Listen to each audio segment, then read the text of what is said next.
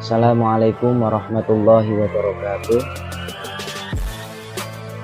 Nahmaduhu wa nasta'inuhu wa na'udzubillahi min syururi nikmat iman dan nikmat Islam serta nikmat kesehatan dan kesempatan dalam rangka untuk belajar bersama-sama.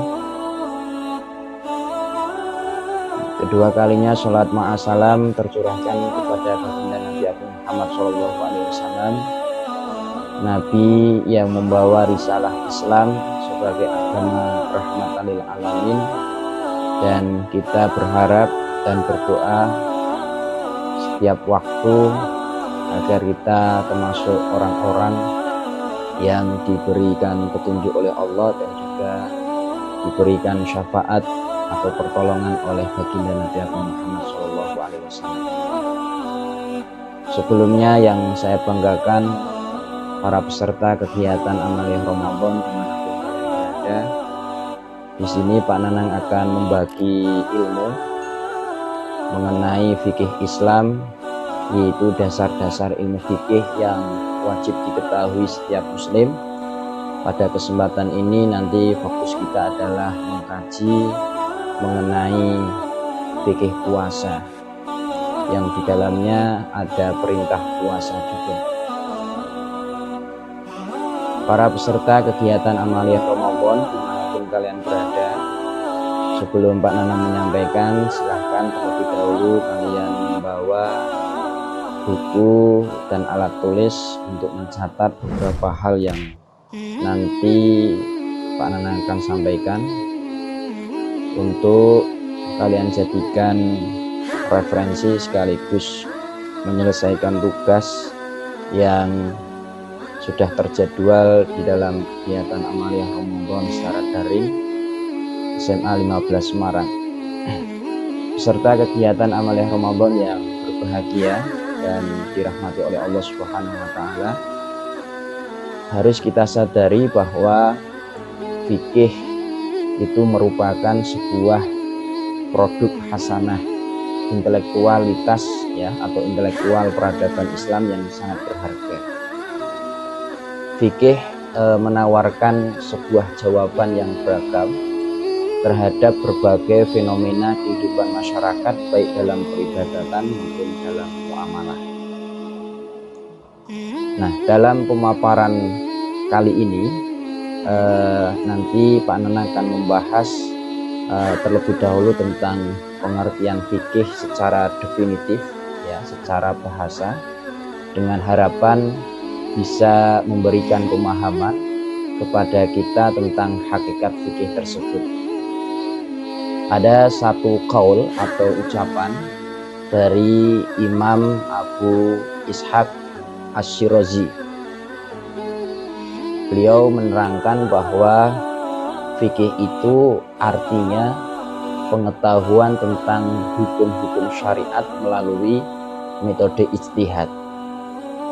Serta kegiatan Amaliyah Ramadan dimanapun kalian berada, tentu kalian sebelumnya sudah pernah mendengar penjelasan dari Pak Nanang bahwa ijtihad itu adalah mencurahkan segala kemampuan yang ada dalam rangka untuk pengambilan hukum atau istimbatul hukmi yang bersumber dari Al-Quran, hadis, dan juga qaul-qaul yang dapat dipertanggungjawabkan dari para ulama mujtahid. Nah, dari definisi tadi kita bisa memahami bahwa fikih itu merupakan pengetahuan tentang hukum-hukum syariat yang cara pengetahuannya adalah dengan proses ijtihad. Pengetahuan tentang hukum syariat yang untuk mengetahuinya tidak perlu dilakukan ijtihad, bukanlah bagian dari fikih. Untuk mengetahui keharaman zina misalnya, kita tinggal langsung merujuk pada surat Al-Isra ayat 32 yang berbunyi Bismillahirrahmanirrahim, wala taqrabuz zina innahu kana fahisyatan wa sa'a sabila. Jadi dari ayat tersebut menjelaskan bahwa janganlah kalian mendekati zina, karena sesungguhnya zina itu kotor dan seburuk-buruknya jalan. Nah, tanpa perlu proses berpikir panjang, dengan hanya melihat pada ayat di atas kita bisa memahami bahwa zina itu hukumnya adalah haram. Nah, haram itu kalau kita laksanakan atau kita kerjakan, maka hukumannya adalah berat. Artinya segala perbuatan yang haram, maka janganlah kita melakukannya. Demikian juga tentang kewajiban sholat, sesuatu yang bisa kita ketahui dengan langsung merujuk pada surat Al-Baqarah misalnya ayat 43 yang berbunyi wa aqimus sholah wa atuz zakah warka'u ma'arroki'in.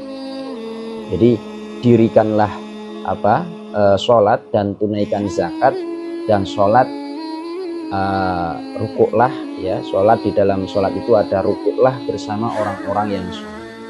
Jadi pengetahuan yang sifatnya langsung dipahami dengan hanya melihat teks, ya, dalam agama Islam disebut sebagai syariat yang bukan fikih. Nah, untuk lebih jelas memahami hal ini ke depan, insya Allah akan kita bahas tentang perbedaan antara syariat dan fikih. Bagi anak-anak kelas 10, ya, khususnya yang Pak Nanang ajar, tentu kalian sudah pernah Pak Nanang sampaikan mengenai perbedaan antara syariat dan fikih. Jadi fikih yang tadi Pak Nanang sampaikan itu bisa dipahami sebagai pengetahuan tentang hukum-hukum syariat yang cara mengetahuinya dengan cara ijtihad. Salah satunya pengetahuan bahwa niat dalam wudhu adalah wajib. Witir hukumnya sunnah. Niat di malam hari merupakan syarat sah puasa di bulan Ramadan. Zakat hukumnya wajib pada harta anak kecil. Tidak wajib hukumnya pada perhiasan yang diperbolehkan dan membunuh dengan benda berat bisa menyebabkan kisos, serta contoh-contoh permasalahan khilaf lainnya. Nah, itu masuk ruang lingkup kajian fikih. Para peserta kegiatan Amaliyah Ramadan yang berbahagia dimanapun kalian berada, contoh-contoh yang Pak Nanang kemukakan tadi itu merupakan contoh-contoh persoalan hukum syariat yang cara mengetahuinya perlu dengan melakukan ijtihad terlebih dahulu.